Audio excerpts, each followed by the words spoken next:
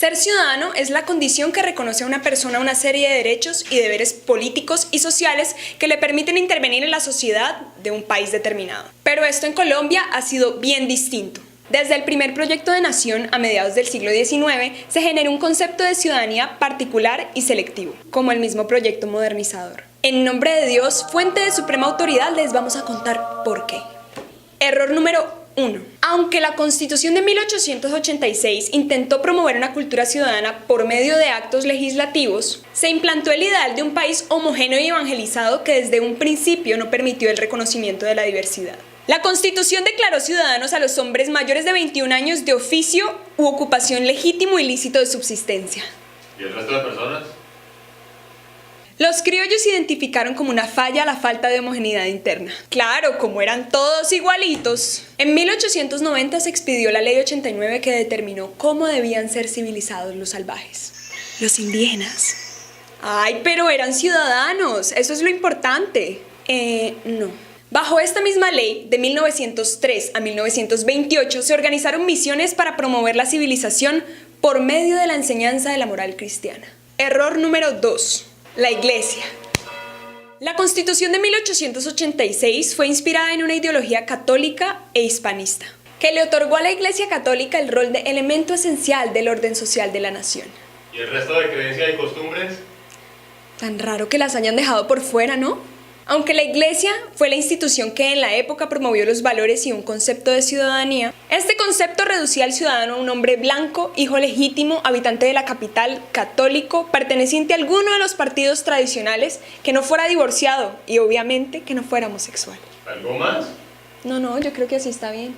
En 1886 también se le retiró el voto a los analfabetas, más de la mitad de los colombianos, a menos de que tuvieran propiedades o altos ingresos. Se engendró entonces un clima de polarización político, social y religioso, lo que aportó a la generación de un ambiente violento. Ama al prójimo como a ti mismo, pero con amar no fue suficiente. En 1930, cuando la hegemonía liberal pretendió restituir las búsquedas hacia un Estado laico, se desplazaron los valores confesionales, sin antes haberse pensado cómo implantar unos nuevos valores laicos. Y como la Iglesia era el único referente, ¡puf! Crisis de valores. Error número 3. Bajaron a Dios de su altura y el concepto de ciudadano quedó en el piso. Y se evidenció la falta de una ética ciudadana que regulara los comportamientos. Aquellos que cometían faltas ya no se iban para el infierno, sino para la cárcel, de la cual resucitaban sin siquiera interiorizar que lo que habían hecho estaba mal. O aquellos con la posibilidad de pagar podían evitarse la fatiga. Todavía. La inestabilidad de un orden social y de una ciudadanía continuó de 1946 en adelante, lo que tuvo como consecuencia la deslegitimación del Estado. Se perdió el límite entre lo correcto y lo incorrecto. Esto fomenta dinámicas como el clientelismo, el narcotráfico y la corrupción. Y claro está, la propensión a una violencia política y social. Dinámicas que hoy en día siguen vigentes. El narcotráfico permeó las guerrillas, alimentó los paramilitares, implantó en los jóvenes la consigna del dinero fácil y corrompió aún más la política. Entre 2015 y 2016, ninguna de 167 entidades públicas evaluadas por Transparencia por Colombia clasificó en nivel de bajo riesgo de corrupción. Una de estas entidades fue la Fiscalía General, que según Transparencia su puntuación fue de 50,9, que la ubicó en un nivel de alto riesgo de corrupción. Una de sus mayores debilidades fue la respuesta a las solicitudes de la ciudadanía. En esta categoría obtuvo una puntuación de 0. En 2017 se registraron 441 ataques contra líderes defensores de los derechos humanos. De estos, 121 fueron asesinatos. Con estas dinámicas viene el desentendimiento de los ciudadanos. Que si el semáforo está en rojo, pues voy de afán. Que para qué voto si siempre quedan los mismos. Que si no me ven no cuenta. Que para qué pago si de todas formas se lo van a robar. Que si eso no es mío no tengo por qué votarlo. Aquí no hay nada que hacer. Mejor dicho, apague y vámonos. La participación política, social y cultural fue descendiendo, por lo que fue imposible la construcción de una conciencia colectiva. El Estado intentó contener este desinterés y esta falta de ética ciudadana por medio de actos legislativos, una vez más, sin darse cuenta de que hacía falta una construcción sólida de la ciudadanía. Pero afortunadamente no se puede tapar el sol con un dedo. En el 2007, el DANE generó una encuesta de cultura política, en la que le preguntaban a las personas mayores de 18 años que si ellos creían que en Colombia se respetaban los derechos humanos. El 29,15% dijo que sí, el 70,84% dijo que no. Además, se les preguntó acerca de qué hacían cuando hay elecciones. El 54,06% dijo que siempre vota, el 30,59% dijo que a veces vota y el 13,35% dijo que nunca vota. Juntos, los que a veces votan y los que nunca votan son casi un 44% de desentendidos. Sin embargo, no todo es tan malo. Devolvámonos un poco en el tiempo hasta 1991, cuando se generó la nueva Constitución. Esta Constitución declaró a Colombia un Estado social de derecho, organizado en forma de república democrática, participativa y pluralista, fundada en el respeto de la dignidad humana. En el artículo 7, el Estado reconoce y protege la diversidad étnica y cultural de la nación colombiana. Casi que no. Y aunque estos conceptos no estuvieran interiorizados, ya por lo menos estaban por escrito. Aquellas pautas eran lo que se esperaba de la conducta de un ciudadano digno de habitar Colombia. Pero ya vimos con las cifras anteriores que no fue así. Alentados por la Constitución del 91, surgieron varias propuestas para fomentar la cultura ciudadana. Propuestas no tanto de contención, sino de educación. Antanas Mocos en su gobierno desarrolló un discurso sobre la cultura ciudadana. Peñalosa en su gobierno tenía como propósito la recuperación de espacios públicos. Y Eduardo Garzón impulsó el programa de Bogotá sin indiferencia. Sí, muy chéveres las propuestas. Además de que de estas participaban una minoría de personas, ¿las otras ciudades qué? ¿Y el campo qué? ¿Se los olvidó otra vez?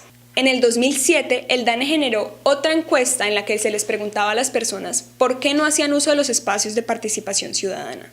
El 32,86% dijo que por falta de interés, el 33,49% dijo que por falta de información y el 33,83% dijo que por falta de tiempo.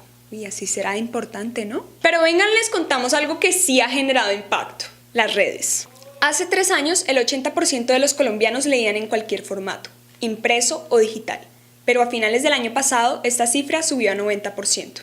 Sin embargo, este aumento no indica que consuman más libros, periódicos o revistas, sino que el Internet y las redes inclinaron la balanza. Redes como Facebook y Twitter son las que más gozan de popularidad entre los colombianos. Colombia ocupa el lugar número 14 a nivel mundial, con más de 15 millones de usuarios en Facebook. Aunque el asunto de las redes sociales sigue siendo cuestión de las élites económicas y culturales, estas potencian la participación ciudadana. Internet y las redes sociales constituyen un espacio de diálogo virtual, donde sí es posible movilizar idearios en torno a intereses múltiples. Sí se puede, no es sino dedicarle un poquito más de tiempo a la búsqueda de herramientas. El proceso de construcción ciudadana en Colombia ha sido contradictorio y a las patadas. Pero afortunadamente siempre hay nuevas generaciones que llegan e implantan nuevas dinámicas. Los métodos educativos y formativos en torno a la ciudadanía deben transformarse. Pero paciencia, llevamos apenas 27 años con esta nueva constitución y 24 años con nuestra reforma educativa. Reforma que se encargó de dejar bien claro que la educación es un proceso de formación permanente, personal, social y cultural, que deben tener como fundamento el concepto integral de la persona humana, de su dignidad y de sus derechos y deberes. La gran reforma educativa abrió una puerta para la transformación. Y sí, hay que construir sobre una historia en la que nada ha jugado a nuestro favor, pero ya no nos basta con ser felices. Y quién quita que de pronto nosotros sí podamos resolver ese problemita, si Dios quiere. Que le otorgó a la iglesia el rol de ¿de cómo? El rol de elemento social del orden social. Elemento esencial del orden social. ¿Estás grabando esto? Esto se va a bloopers. Sí. Y como la iglesia era el único referente, ¿no? No. ¡Ah! ¿No? ¿Qué digo? ¿Pavo?